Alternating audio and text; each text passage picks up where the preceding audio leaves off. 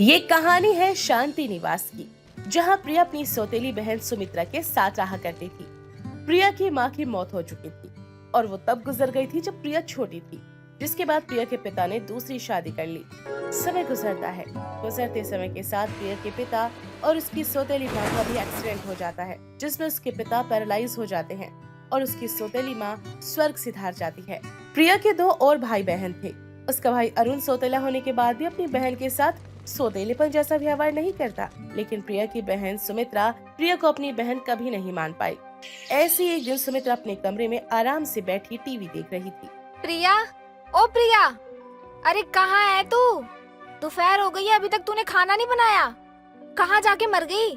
सुमित्रा बार बार प्रिया को आवाज लगाती है, लेकिन प्रिया सुमित्रा की बात का कोई जवाब नहीं देती, क्योंकि वो अपने कमरे में सो रही थी। अपनी बातों का जवाब न सुनकर सुमित्रा को तो बहुत गुस्सा आता है। जहाँ वो देखती है कि प्रिया रसोई में बिस्तर लगाकर सो रही है। ये देखकर सुमित्रा को बहुत गुस्सा आता है और वो एक ग्लास में पानी लेकर उसके मुंह पर फेंक देती है। इस वजह से प्रिया चौंक कर उठ जाती है। कौन है? कौन है? अरे तेरी मरी हुई माँ आ रखी है यहाँ पे, बेवकूफ कहीं की। तुझे इतनी देर से आवाज लगा रही, तुझे सुनाई नहीं देता? अरे महारानी कलमुही, अगर इस तरीके से तू सोती रहेगी ना तो सारे भूखे मर जाएंगे। और बाबा को भी खाना खिलाना है, वो कौन खिलाएगा? लेकिन सुमित्रा, मैंने तो खाना बना दिया है। तुम ना पापा को खाना खिला दो। और मेरे ना थोड़ा सर में दर्द हो रहा है, इसलिए मैं ना यहाँ लेटी हुई हूँ। अरे बाप रे बाप, बड़ा तेरे सर में दर्द हो रहा है। मतलब घर का सारा काम छोड़कर तूने बस एक खाना बना दिया तो तेरे सर में दर्द होने लग गया। देख प्रिया, मैं तेरी नौकरानी नहीं हूँ। और देख, तेरा काम है बाबा को खाना खिलाना, तो तू खाना खिला। बाबा को खाना खिलाना ये मेरा काम नहीं है। तो मैं जा रही हूँ सीरियल देखने, तू जाकर बाबा को खाना खिला दे। लेकिन सुमित्रा, सच में मेरे सर में बहुत दर्द हो रहा है। सुमित्रा प्रिया की बात का कोई जवाब नहीं देती और वहाँ से अपने कमरे की ओर निकल जाती है। अपनी बहन का ऐसा क्रूर बर्ताव देखकर प्रिया की तो आंखें ही भर आती हैं। वो कुछ नहीं कहती और चुपचाप अपने पापा के लिए खाना निकालती है और अपने पापा के कमरे में चली जाती है। पापा देखो, मैं आज आपके लिए क्या बना के लाई हूँ। आज मैंने आपकी पसंद के ना फ्राई चावल बना के लाई हूँ। आप डेली खिचड़ी खा खा के बोर हो जाते होंगे ना, इसलिए मैं आज आपके लिए ये लेकर आई हूँ। वो अपने पापा को खाना खिलाती है। अपनी बेटी का प्यार देखकर पिता की आंखों से आंसू गिर जाते हैं, लेकिन प्रिया अपने पिता की आंखों से आंसू साफ करके उन्हें खाना खिलाती रही।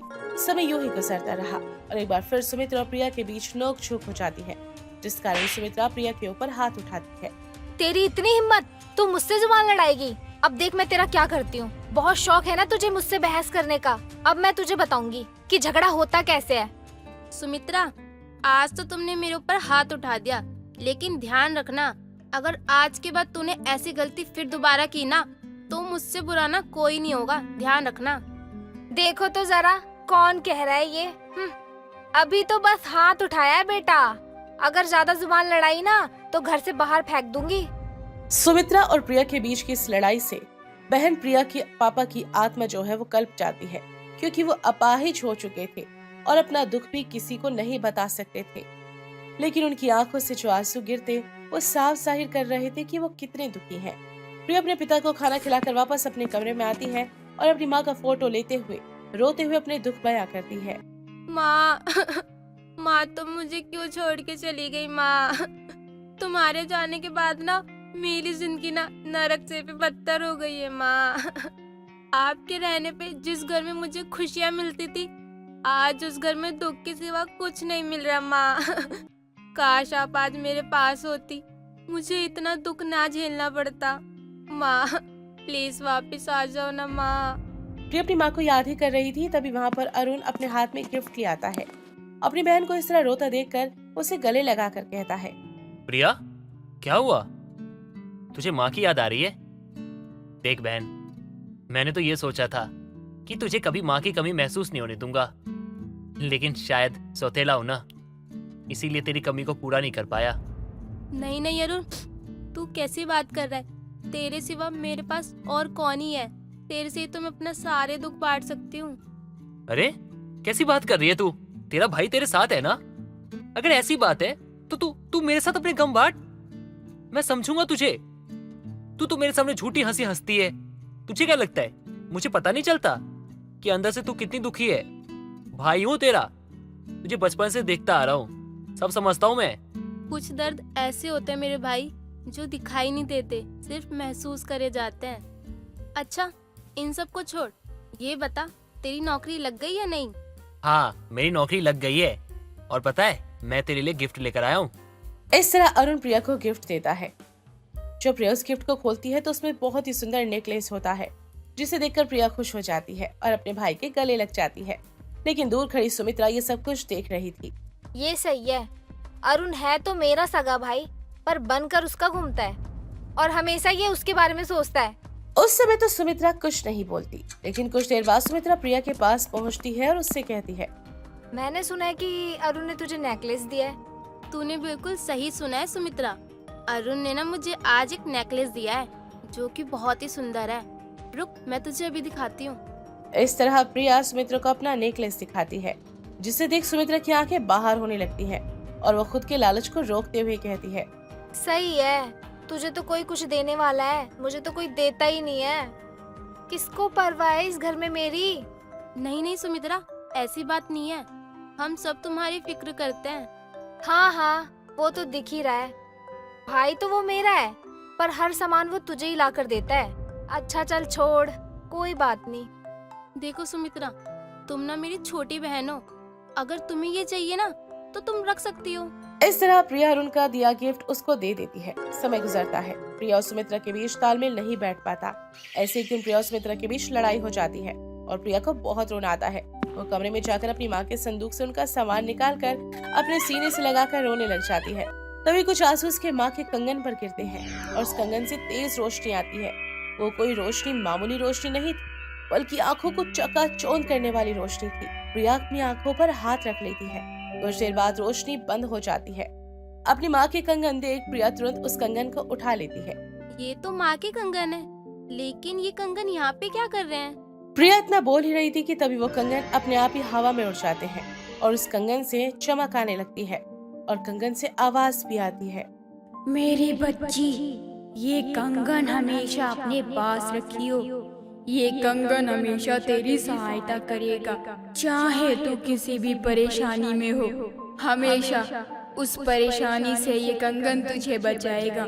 इसको खुद से कभी दूर मत होने देना।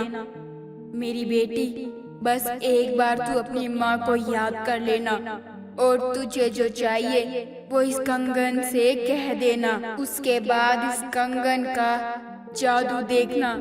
प्रिया कोई सवाल करती उससे पहले ही कंगन अपने आप ही उसके हाथों में आ जाते हैं और चमकना बंद हो जाते हैं। प्रिया उन कंगनों को अपने हाथों में पहनकर वापस अपने कमरे में आ जाती है, जहां वो देखती है कि उसकी बहन आराम से बैठी टीवी देख रही थी और हंस रही थी। अपनी सौतेली बहन को इतना आराम से देख प्रिया को बहुत गुस्सा आता है, लेकिन वो कुछ नहीं करती। शाम को उसकी सौतेली बहन उसको बुरा भला सुनाकर चली जाती है। कलेश के कारण आज घर में खाना तक नहीं बना। प्रिया के पिता भूखे थे। प्रिया अपने पिता को भूखा नहीं रहने दे सकती थी, इसलिए प्रिया उन कंगन को आजमाने के बारे में सोचती है। हे जादुई कंगन, मेरे पापा बीमार है, इसलिए मैं चाहती हूँ कि तुम ना अच्छा अच्छा खाना लाओ। प्रिया ये बात बोलती है कि तभी टेबल पर बहुत सारा खाना आ जाता है। ये देख प्रिया उसके पिता की आंखें फटी की फटी रह जाती हैं। वो इशारे में प्रिया से पूछते हैं कि सब क्या है। उसके पिता का इशारा प्रिया को समझ में आ चुका था, इसलिए उसने अपने पिता को सारी बातें बता दी। इस तरह आए दिन प्रिया अपनी माँ के कंगन के जरिए सारे काम आसानी से किया करती। ऐसे एक दिन प्रिया अपनी बहन की गैर मौजूदगी में कंगन का इस्तेमाल करने वाली होती है कि तब उसकी सौतेली बहन वहाँ पर आ जाती है। प्रिया उस कंगन को छुपा देती है, पर सुमित्रा बिखरा हुआ घर देखकर उससे भला बुरा बोलना शुरू कर देती है। ये देखो महारानी को, पता नहीं किसके ख्यालों में डूबी हुई है। अरे ओ कलमुही, किसके ख्यालों में खोई हुई है तू? अगर कोई लड़का वड़का पसंद है तो बता दे मुझे, मैं बाबा से कहकर तेरी शादी करवा दूंगी। वैसे भी घर में पड़ी पड़ी भैंस जैसी होती जा रही है, कम से कम यहाँ से जाएगी तो घर का कुछ तो वजन कम होगा। इतना बोलकर सुमित्रा वहाँ से चली जाती है, लेकिन प्रिया अपनी बहन की बात का कोई जवाब नहीं देती और अपनी माँ के कंगन देखकर रोने लगती है। एक बार फिर से प्रिया अपनी माँ के जादुई कंगन का इस्तेमाल करती है और इस बार सुमित्रा वो जादुई कंगन देख लेती है और उन कंगनों को छीन लेती है। अच्छा, तो ये जादू इस कंगन का है। जरा मैं भी तो देखूं क्या शक्तियाँ इसमें। ए जादुई कंगन, मैं चाहती हूँ कि मैं बहुत ज्यादा अमीर बन जाऊं ताकि सारी दुनिया मेरे कदमों में आ जाए। ये सुनकर तो कंगन अपने आप ही हवा में उड़ जाते हैं और कंगन से तेज रोशनी निकलने लगती है।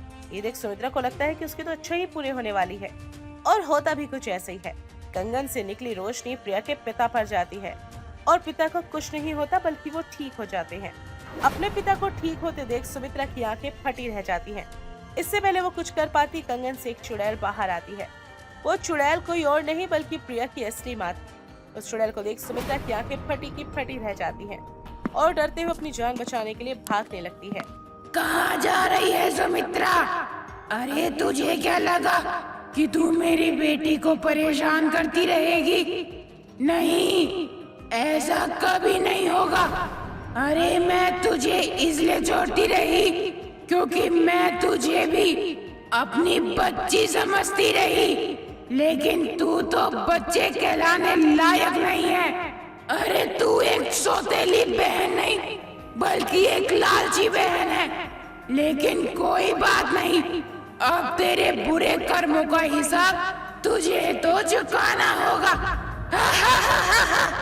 इतना बोलकर प्रिया की चुड़ैल माँ अपनी भूतिया शक्ति से सुमित्रा को हवा में उल्टा लटका देती है। लेकिन तभी वहाँ पर अरुण आ जाता है और अपनी बहन की ऐसी हालत देखकर बेहद रोता है। अरुण को रोता देख प्रिया अपनी माँ से विनती करती है। माँ ये आप क्या कर रही हो? वो मेरी छोटी बहन है, भले ही उसका बर्ताव मेरे लिए अच्छा ना हो, लेकिन माँ वो दिल की बुरी नहीं है। वो जब छोटी थी, जब ये उसकी माँ उसे छोड़ के चली गई थी, उसको प्यार करने वाला और समझने वाला कोई नहीं मिला माँ, इसलिए वो समय के साथ ना इतनी चिड़चिड़ी हो गई और उसमें ना इतना लालचपन भर गया। और माँ अरुण भी तो मेरा ख्याल रखता है ना, माँ आप उसे छोड़ दो। अपनी बेटी की बात सुनकर प्रिया उस सुमित्रा को छोड़ देती है और वहाँ से गायब हो जाती है। और गायब होते ही कंगन दोबारा प्रिया के हाथों में आ जाते हैं। वहीं प्रिया का ऐसा बर्ताव देख सुमित्रा को अपने किए पर बहुत पछतावा होता है और वो अपनी बहन से माफी मांगती है। प्रिया दीदी मुझे ना माफ कर दो, मैंने आपके साथ बहुत बुरा बर्ताव किया, जाने अनजाने में मैंने आपके साथ बहुत गलत किया, मैंने आपको तकलीफ दी, उसके लिए आप माफ कर दीजिए दीदी। मैं आपके आगे हाथ जोड़ती हूँ, मुझे माफ कर दो दीदी। प्रिया अपनी बहन को माफ कर देती है, जिसके बाद प्रिया, अरुण और उनके पिता एक साथ खुशी से रहने लगते हैं।